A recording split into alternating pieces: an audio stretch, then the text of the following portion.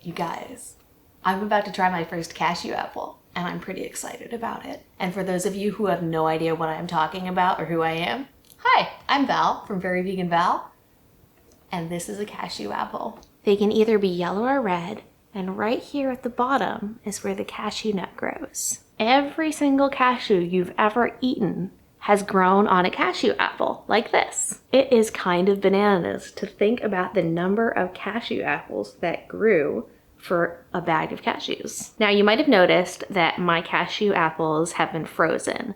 That's why they're a little bit mushy and wrinkly and occasionally dripping water.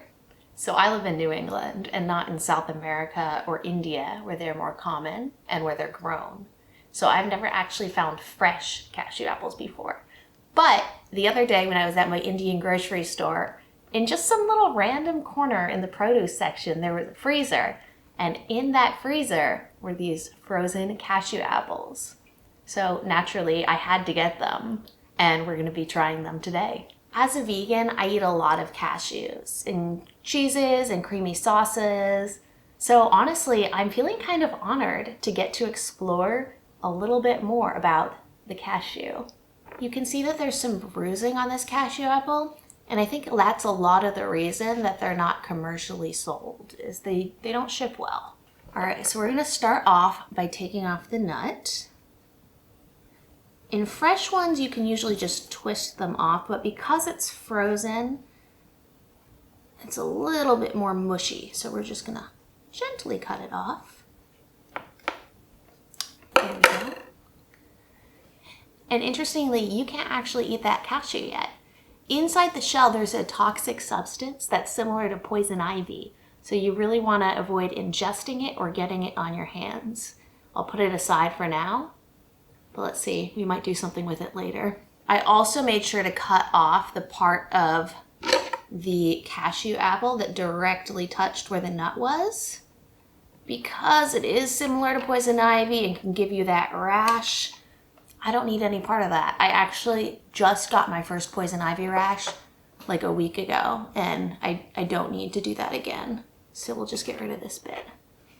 Here's the little bite that I'm looking at. I imagine the texture looks a little different than it would have originally because it has been frozen, but it's kind of soft and reminds me a little bit of a frozen mango.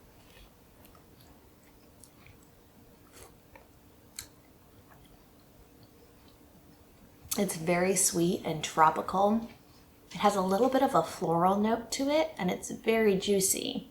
It's also got this like sort of very chewy, meaty texture to it, but I think that's mostly because it was frozen.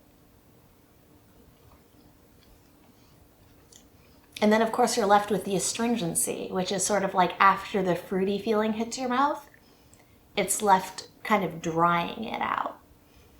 It's got a bit of a pungent smell to it as well.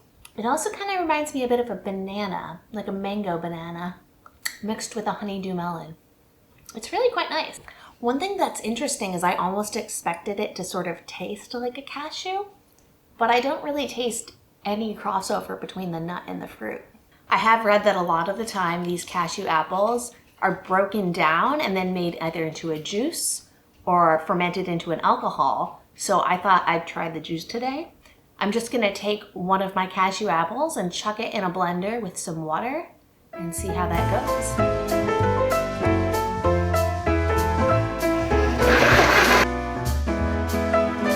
I ended up adding an entire cup of water just to make it a little thinner and a little more juice and less smoothie. You can see though that it's still pretty thick.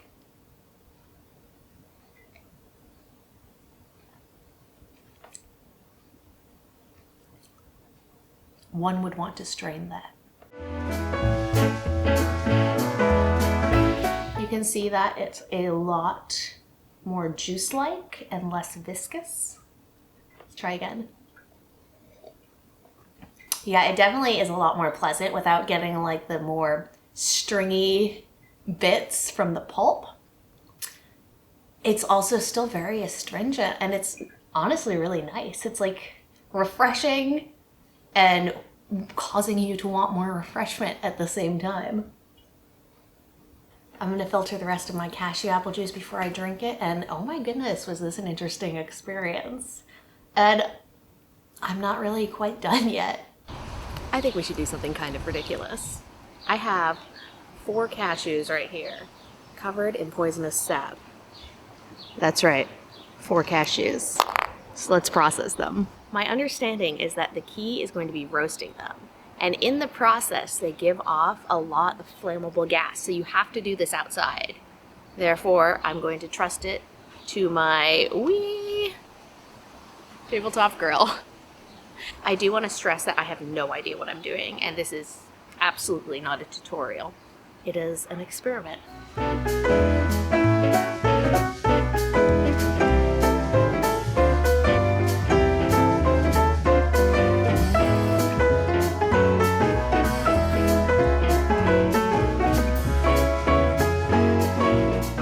These are getting pretty black now, which is what we want. They've also stopped smoking as much, and they're not really releasing as much sap or oil or whatever it is they were releasing. So I think we're gonna call it done, and I'm gonna bring them inside.